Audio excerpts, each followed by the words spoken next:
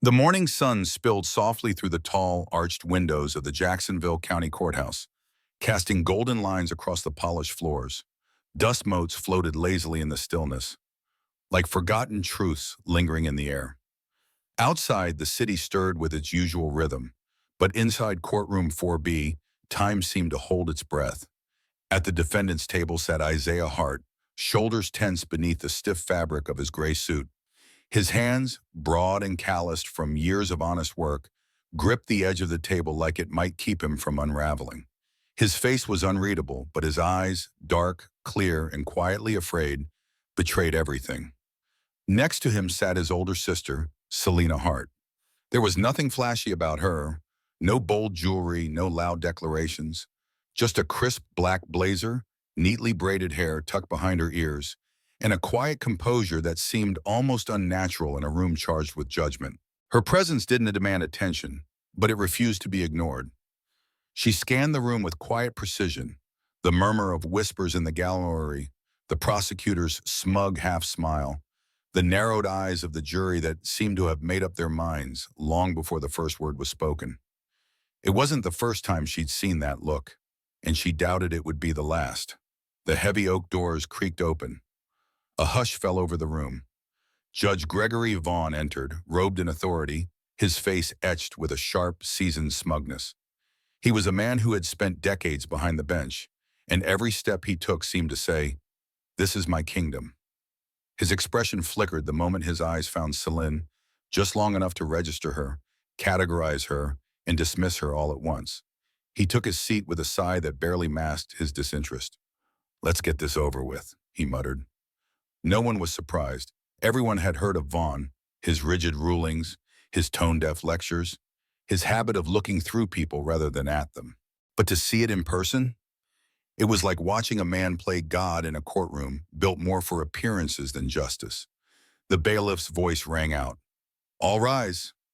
They did, out of habit, out of obligation, not out of respect. Once seated, the prosecutor, Cameron Doyle, stood with the air of a man stepping onto a stage.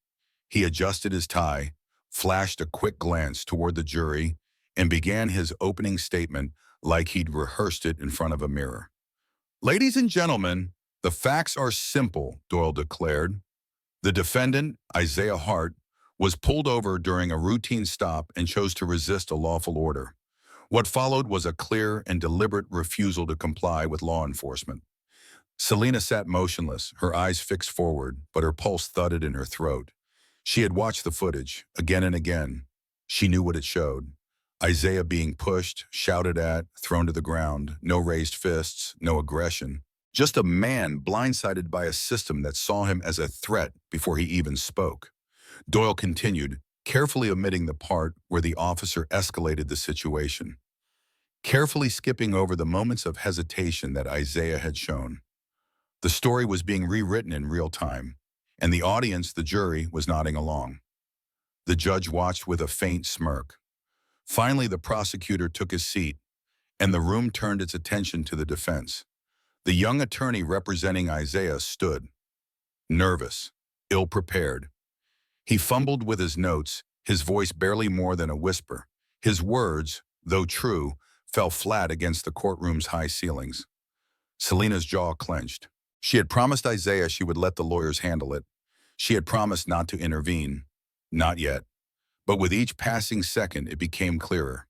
This court wasn't looking for truth. It was looking for a scapegoat, and Isaiah had been chosen. When Judge Vaughn leaned forward, folding his hands as if addressing a child, his voice dripped with condescension. "Is there anything relevant that you'd like to add, counselor? Or are we simply wasting the court's time today?" The defense attorney opened his mouth, then closed it again. Celina took a slow breath. The war hadn't started yet, but the battlefield was already drawn, and she knew deep down that if justice was going to stand a chance today, she would have to be the one to fight for it. Celina Hart sat still, hands folded neatly in her lap, the very image of composure. But beneath the quiet surface, something smoldered. The judge had just called a recess. The courtroom was emptied in a hushed wave. Spectators were murmuring. Attorneys were whispering. Bailiffs were herding movement with practiced hands. Isaiah stood slowly beside her, his jaw tight, the lines around his eyes deeper than they should be for a man his age. He leaned in, voice low and strained. He's already made up his mind, Celina. You saw it. Doesn't matter what's true. Vaughn's not gonna let me walk. Celina turned to him, her expression calm but fierce. I saw it, she said quietly, and so did everyone else in that room. But they don't care, he muttered. She placed her hand gently on his shoulder, grounding him. They will. Eventually, they will. That's why I'm here. The hallway outside the courtroom was quieter than usual. Marble floors stretched out beneath their feet, cool and clean and sterile, like the truth trying to survive in a place designed to suppress it. Celina's heels clicked softly as she paced to a nearby window. The glass was cold under her fingers. Her eyes scanned the courtyard beyond, not because she was looking for anything, but because it helped her think. Focus. She had spent a decade learning how to keep her emotions on a leash. In the Secret Service, composure wasn't optional. You learned to breathe through fear, smile through suspicion, and speak through silence. But this wasn't a drill or a briefing. This was her brother. And the man behind that bench, Judge Vaughn, wasn't just another arrogant official. He was the system, distilled into one person. He embodied every slight she'd endured in boardrooms where her voice was overlooked. Every room she walked into, where respect had to be earned twice, and trust came halved. Every headline that turned victims into threats and justice into a technicality. She looked back at Isaiah. He sat hunched, staring at the floor, fingers tapping anxiously against his knee. The strongest man she knew reduced to silence, not today. The doors opened again. The bailiff called everyone back to order.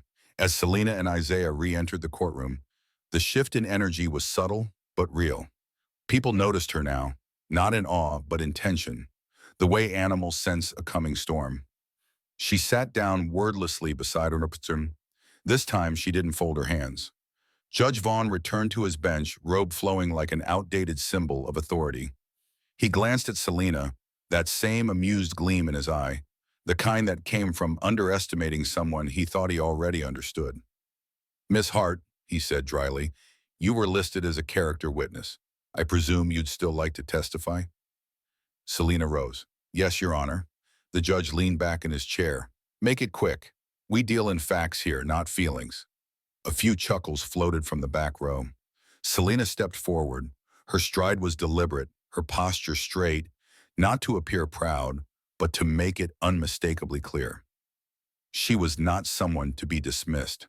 She spoke clearly. She recounted Isaiah's routine drive home that night.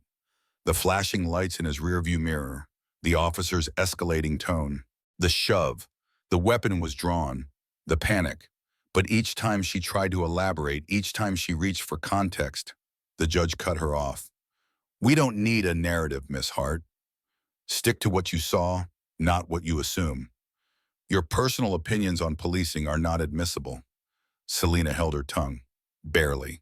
Every word he used was a scalpel designed to carve away her credibility, not through argument, but through erasure. Finally, after the fourth interruption, the judge leaned forward, lips curling into a smirk. You seem to think you know a lot about law enforcement. Tell me, Miss Hart, do you have any actual experience in the field, or are you just another voice in the crowd? The room fell still. Celina's eyes narrowed slightly, not with anger, but with calculation. She took a breath. Not yet. She returned to her seat without a word. Her silence was louder than anything she could have said. Isaiah leaned toward her, voice barely audible. It's over. Celina didn't look at him. Instead, she watched Judge Vaughn. It's not over, she said, her voice like a thread of steel. Not even close. When the courtroom reconvened after the afternoon break, the mood had shifted, but not in the way anyone expected. It wasn't loud or overt. It was in the way people sat straighter in their seats, in the way the jury avoided looking at in the quiet glances cast towards Celina Hart as she returned to the defense table. There was tension now, not just in the case, but in the story that hadn't yet been told. Judge Gregory Vaughn strode back in, robe rippling, gaze sweeping the room like a man still convinced he was the highest voice in it. But he wasn't as relaxed as he'd been that morning.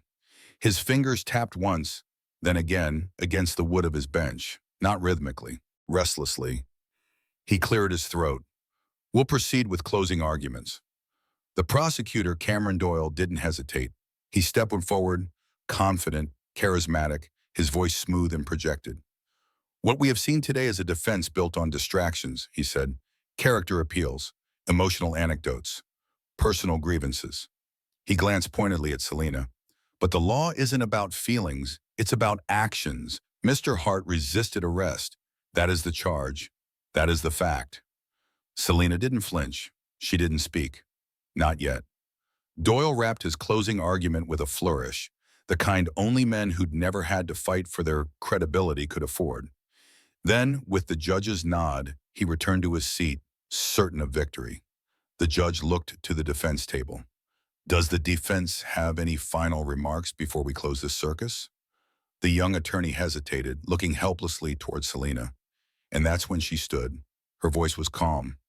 Your Honor, I'd like to address the court directly. Judge Vaughn raised an eyebrow, visibly irritated.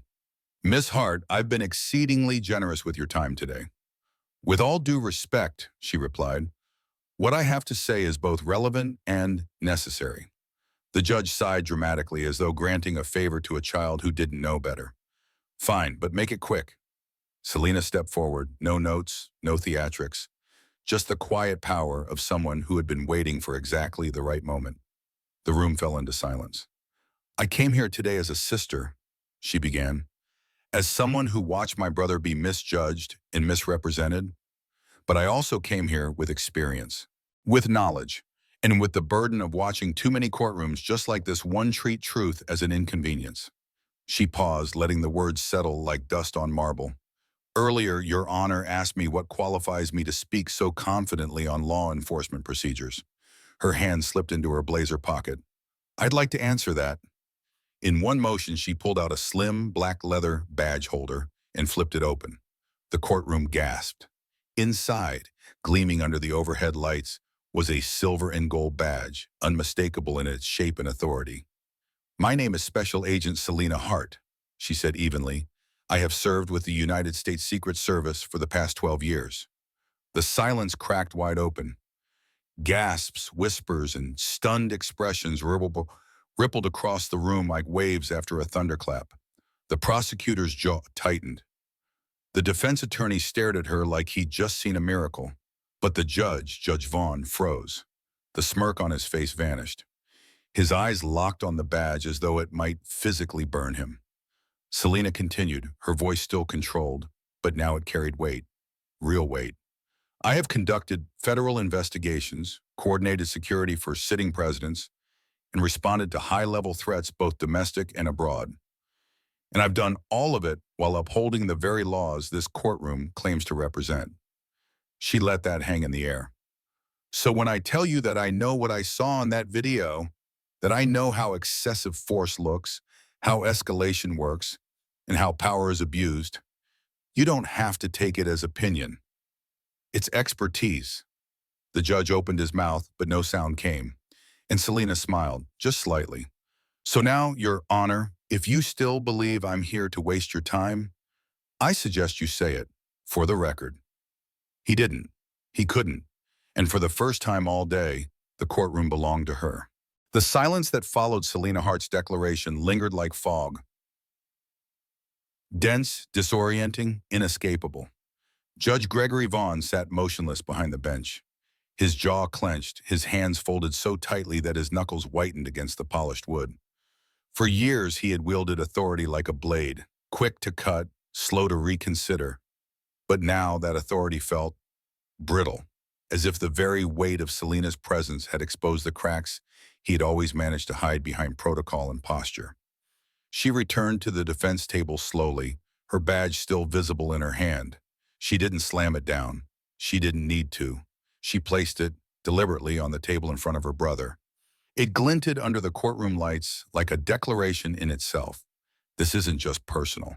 It's professional. Isaiah glanced at the badge, then up at her. There was awe in his eyes, but something deeper too.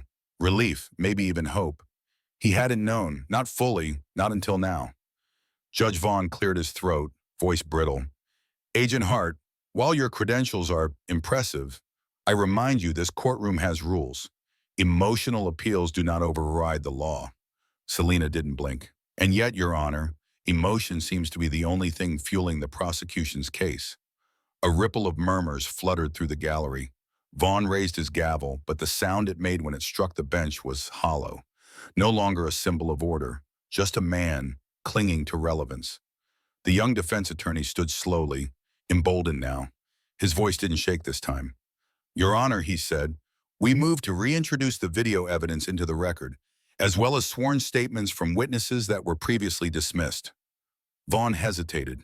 He scanned the room, at the jury now watching him with measured doubt, at the spectators leaning forward, at Celina, who had returned to her seat with quiet resolve. Proceed, he muttered. The bailiff dimmed the lights. A screen flickered to life on the far wall, and then the truth played in grainy pixels. A routine traffic stop. Isaiah Hart, compliant, hands visible, voice calm. The officer agitated, barking orders. Then the shove, the fall. The pavement met Isaiah's body with a sickening thud. The silence afterward was louder than any scream. Celina watched it again, as she had a dozen times before, but this time she didn't analyze. She didn't count frames or dissect body language. She watched the jury. She saw their discomfort. She saw a woman in the front row flinch when the officer pushed Isaiah. She saw a man in the back glance down, ashamed of how quickly he'd believed the narrative. When the video ended, the screen faded to black, but the image burned on. The prosecutor rose, but the certainty had drained from his voice. The officer acted in accordance with protocol, he began, but his words stumbled under their own weight. And then Celina stood again. No objection was raised. She turned not to the judge this time, but to the jury. I've protected presidents, she said. I've stood in rooms with threats you'll never read about. And in those rooms, I've learned one truth. Power doesn't make you right. It just makes it easier to be wrong without consequence. She took a breath, her gaze steady. My brother wasn't pulled over because of what he did. He was pulled over because of what he looked like. And this courtroom has tried every minute of this trial to convince you that that's not a factor, that it never is. But you saw the video, you heard the tone, you watched the story unravel. And then gently, I'm not here to make you feel guilty. I'm here to remind you that you have the power now. You get to decide whether the truth matters. Silence, not of dismissal, but contemplation. Judge Vaughn shifted uncomfortably. Agent Hart, you're treading dangerously close to... Celina turned to him, voice calm but sharp. No, Your Honor, I'm treading exactly where justice begins. And this time he had nothing left to say. The room was still. After Celina's words, it felt like the very air had changed. Thicker, heavier, almost reverent. No one moved. Even the hum of the courthouse AC seemed to hush itself. Judge Vaughn sat stiffly behind his bench, lips pressed into a pale line. He avoided Celina's eyes now. The confident disdain he had worn so casually earlier was gone, replaced by something quieter, uncertain. He cleared his throat, gaze sweeping the room. The jury will now deliberate. The 12 men and women stood and filed into the adjacent chamber, leaving the courtroom suspended in a strange, echoing silence. Celina sat down beside Isaiah. He exhaled shakily. Do you think it's enough? He whispered. She looked straight ahead, hands still, eyes calm. It's not about enough, she said softly. It's about truth, and whether they have the courage to acknowledge it. They waited. 20 minutes, then 30. Then nearly an hour. Finally, the door opened. All rise. The jury re-entered, led by a middle-aged woman with tired eyes and trembling hands. She carried a folded piece of paper that looked far too small for the weight it held. Judge Vaughn's voice was tight. Has the jury reached a verdict? Yes, Your Honor, the woman said. Isaiah stood. Celina stood with him. The room held its breath. The foreperson unfolded the verdict and read, on the charge of resisting arrest, we find the defendant, Isaiah Hart, not guilty. The words fell like a stone into still water, and the ripples were immediate.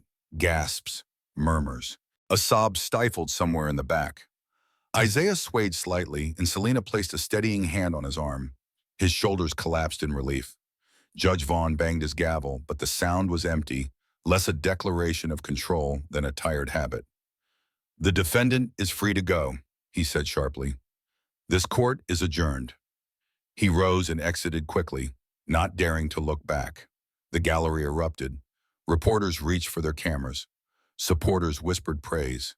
But in the eye of the storm, Celina and Isaiah stood still, locked in a quiet embrace. You did it, he breathed. Celina shook her head. We did it. The truth did it. Outside, the courthouse steps overflowed with people. Reporters called out, flashing bulbs, popping like fireworks.